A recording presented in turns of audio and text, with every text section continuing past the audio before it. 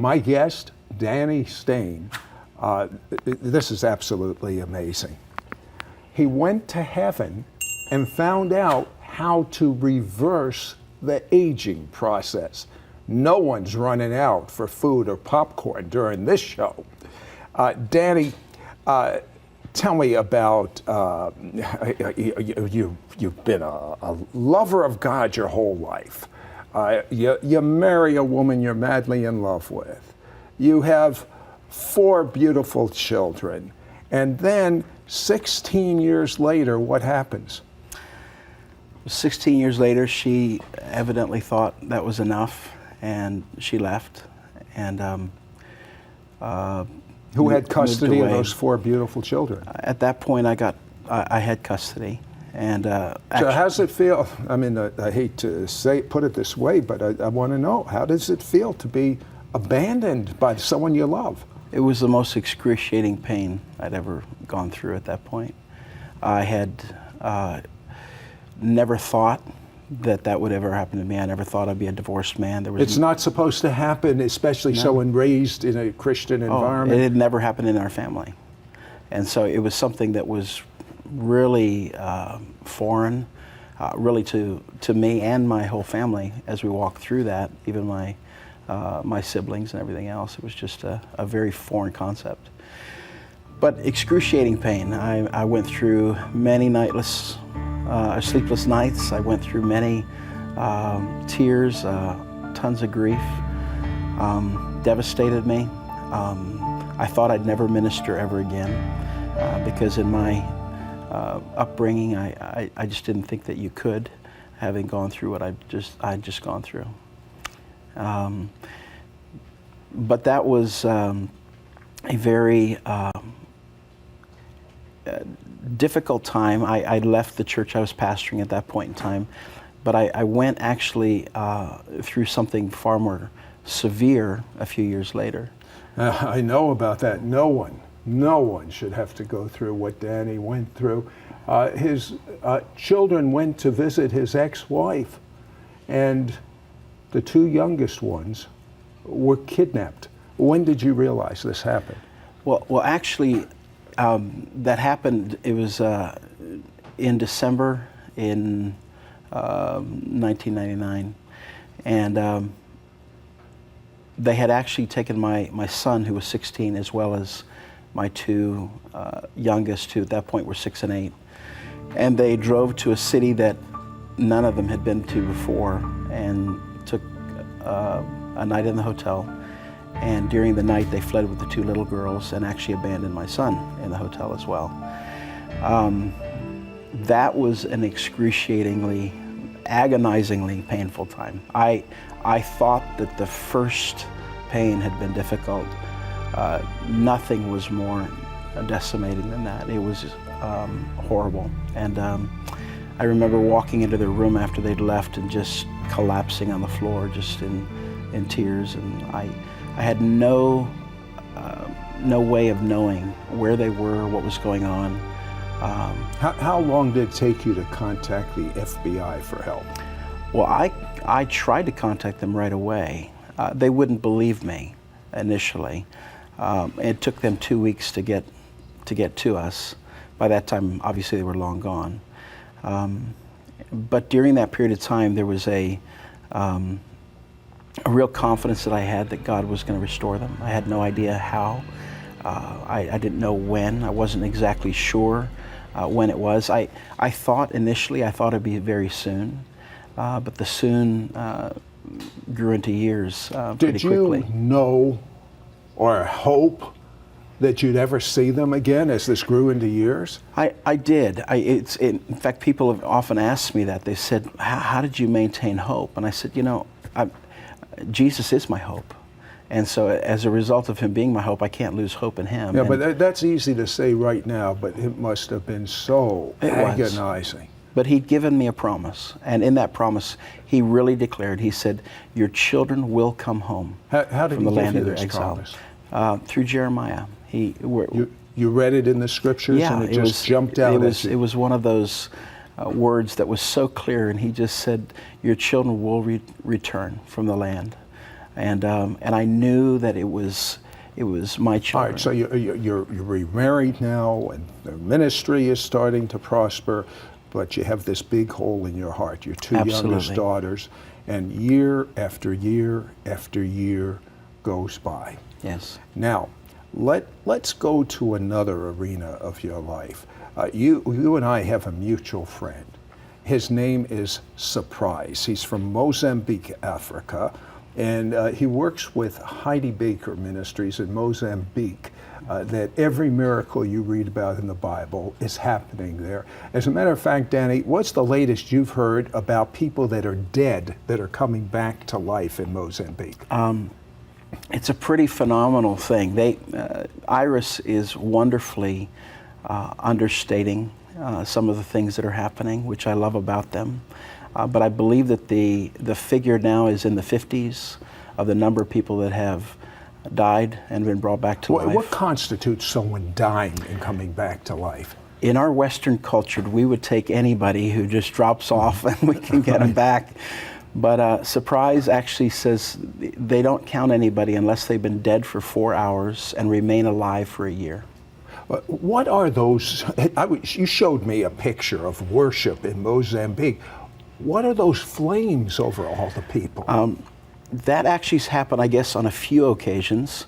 And on one occasion in particular, there was an event where Surprise was preaching, and people literally saw fire coming out of his mouth.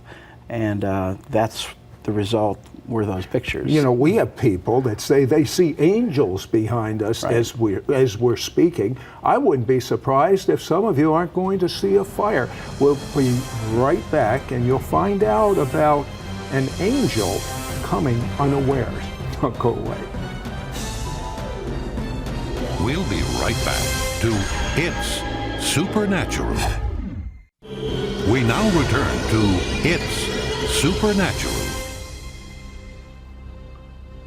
Hello, Sid Roth here with Danny Stain. And Danny, we were talking about a man by the name of Surprise who works with the Heidi Baker Ministries in Mozambique, Africa, and the dead coming back to life and how they're understating it. And these people are dead. How long do they have to be dead? 4 hours. Okay, and they understate it. They say something like 50 have come back from the dead. So Danny was with this fella, Surprise, and you were, as I understand it, you were looking for a breakthrough or something, and he walks up to you, and you ask him to pray for you. Tell me the circumstances. I was in Sacramento actually at that point, and I needed something at that point, and I just said, Surprise, would you pray for me? And he laid hands on me and he said, you are going to the New Jerusalem. And immediately there was a release that came on me, and I ended up having a wonderful visitation with the Lord. Stop for a second. You know what's going on right now? God's presence has so invaded the studio. Danny, are you feeling what I'm feeling? I am. It's almost like as you're talking about, you literally left your body? Or how did this happen? You said you were in New Jerusalem. You know, the realm of the Spirit, the realm of God, is a very real realm. And God is looking for people that will become comfortable with His realm. I love it. Yeah, I love it. I mean, I can, and I know you can. I can feel when His realm invades the studio.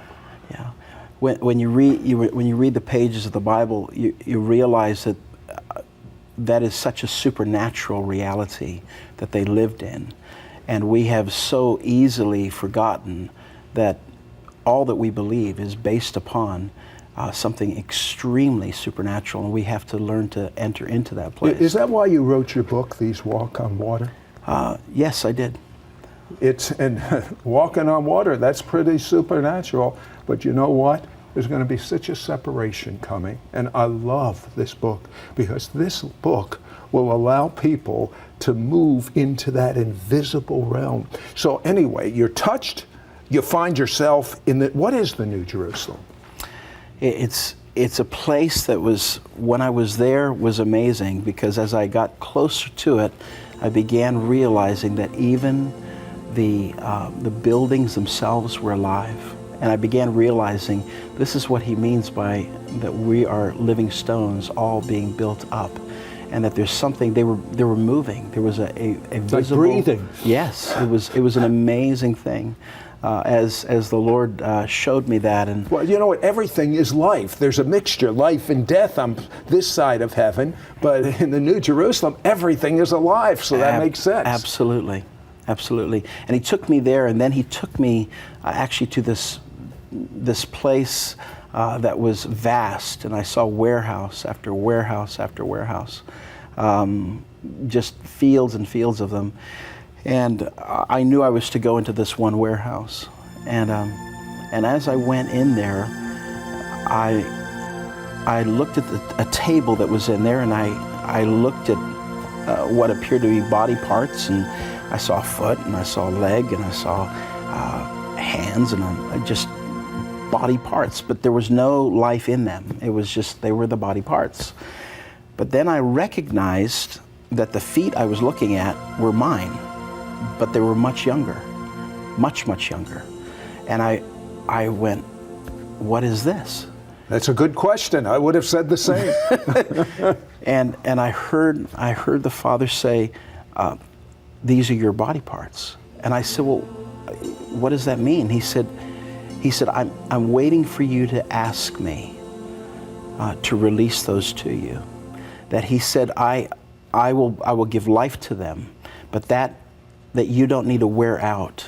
You can continue on. You had a dream about how long you'll be living. Tell me about Actually, that. I had multiple dreams. Really? And I actually went to some friends that I really trust who really hear from God as well. And I asked them about this dream because it was so odd to me, because I'm not your normal fit kind of a guy. And I said, I had this dream, and in the dream, I was 118 years old, and I was preaching the gospel.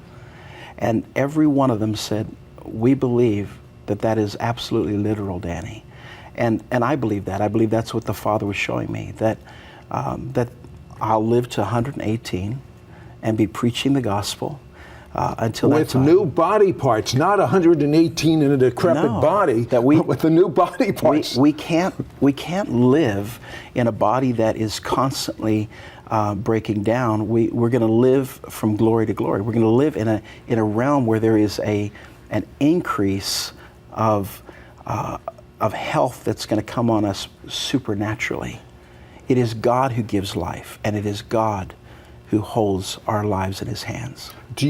I believe, now this is between you and me, yeah, but I believe this. Yes. I believe I'm going to get younger, and it'll be a sign and a wonder on those that are watching the television show. Right. They'll begin to see me get younger. You've just got to watch all the time. But it's not just you.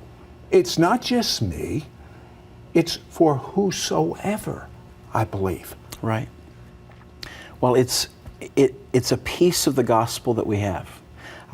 When I received Jesus, I was born anew, and I was born into something that was eternal, not something that was going to be decrepit.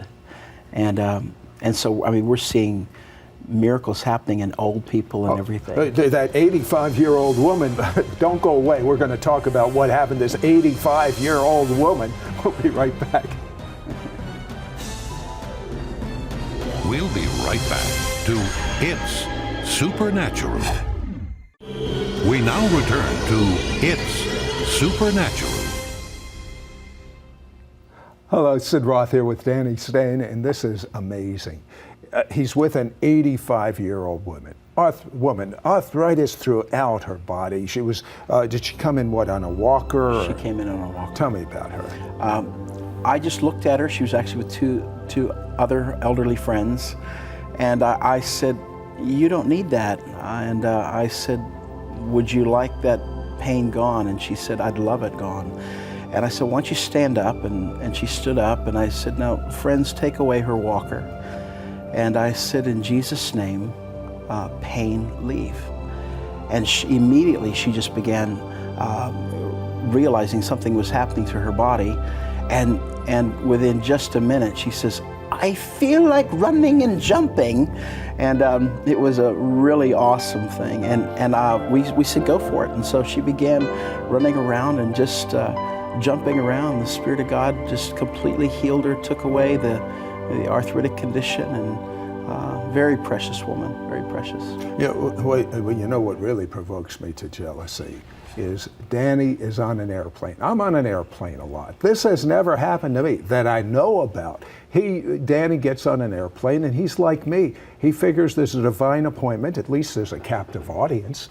And so he's got his captive audience there, but it wasn't normal, was it, Danny? Tell me about this guy. I sat with him, and normally conversations will happen fairly easily, and sometimes the Lord will show me something about the person sitting next to me, but that wasn't happening at all. And so I really was questioning some things, and I asked him one question. I said, are you going to San Francisco on business? And he said, very important business. But then it was like the conversation just shut down again. It was like a coldness. And I couldn't figure that out. And as I got up to get off the plane, I turned around just to tell him to have a good time in San Francisco, and he wasn't there. Oh, well, he must have just left while you weren't looking. There's nowhere to move on an airplane, Sid. You're kind of captive. I mean, it's pretty crowded at that point in time. But now I'm going to fast forward. You show up at a meeting, and he shows up too. Just tell me that part. Yeah, we had this meeting, and actually the Spirit of God had been starting to break through and do some things, but it wasn't quite to the degree that we knew it needed to be. And that night there were some awesome things that the Lord did, where we just saw, He showed us some things happening in that room. But at that point in time, this man came and stood up in front of me. I didn't see him, and then I saw him, and then I didn't see him. And he said one little phrase. He said, "I'm here." And from that moment on, the meetings were unbelievable. Just the presence of God, the healings, the release of His presence. What's the name of this angel? They call him Breakthrough. And they call him that because he's an angel that comes to break through. He comes to bring the release of God in places that might have been in opposition to it, or it's just been closed. Listen, you had, as far as I'm concerned, a major breakthrough with your two daughters. There were two things that God used supernaturally. One is you wrote a letter to your ex-in-laws. Tell me about that. I did. I wrote a letter basically telling them that I was forgiving them and forgiving my ex-wife for taking my daughters. I did this while they were still gone. How could you do that? These are your daughters. Because Jesus would do that. Good enough. What happened in the natural realm as a result of what you did right in the spirit realm? A week later, I received actually an email from an attorney who had helped me with a lot of the issues related to their abduction and everything else. I owed a lot of money, tens of thousands of dollars. And I had gone to them before and asked them for reprieve, and they said no. But a week later, after that, not knowing that letter was sent, they wrote me an email and they said, if you can come up with $2,000 by the end of next month, we will forgive all your debt. And which I was able to come up with the $2,000 and was forgiven tens of thousands of dollars worth of debt. Okay, I can get that, but 12 bells? Tell me about that. The day before, a major thing was going to happen when my daughters were going to return. How many years had gone by? 6 years. 6 years. Over 6 years. And the day before, I had somebody who had been praying for me, and they called me and they said, Danny, I have something very strange to do. I'm supposed to pray for you over the phone, but there's something strange I have to do. And I said, oh, what's that? And they said, I need to ring a bell. And I said, okay. I said, just go for it, do it. And they rang this bell 12 times through the phone, and I felt something with it. But the next day at 12 noon, I got a phone call from the FBI, and they said, we've got your girls. They're here. And I had so many hopeful times. I said, really? They said, really? They said, come get your daughters. And I drove up to where they were, and we had a meal together that night, and they've been home ever since. Precious daughters. No, at no time did you give up? I mean, this is a long time, 6 years. You know, when we give our lives to Jesus, and when I gave my daughters to Jesus, he made a promise that he would hold them. They were his girls. They weren't just mine. And I have to hold on to that hope. And I know there are a lot of people who need that hope in various things. And hope deferred makes the heart sick, but a longing fulfilled is the tree of life. That's the second part. And that's really what I believe the Lord was doing, was he was showing me the longing fulfilled. It's delightful. You know what I love? Danny is so free. He's a worship leader, and he has jam sessions, nothing scripted, but this is ridiculous. A guy is doing a mega $1 million Hollywood-type motion picture with no script. Well, actually, he'd watched our worship, and our worship is very free. And we basically our terminology is we just go after it. We don't necessarily have the songs all written. In fact, there have been hundreds of songs that have been written in the past couple of years already as a result of this. But the reality has been that there's been an explosion because it's so free. It's so full of the Spirit of God. How much is he spending for that picture? I believe the budget is $200 million. With no script? Is he Meshuggah? That's crazy. He wants to demonstrate that God can make a movie. Better than man. Absolutely. And guess what? God can solve your problem better than you can. There are people listening right now that need a breakthrough. Well, the Word of God says, all things are possible to those who believe. Don't give up.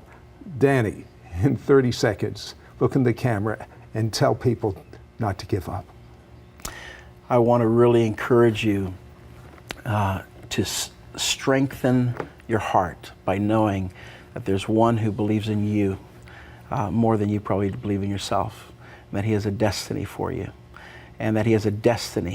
He's the one who allows people to become Josephs who go to exile. He's the one who causes them to become princes and kings that will rule nations. And you can't give up. You just got to keep holding on.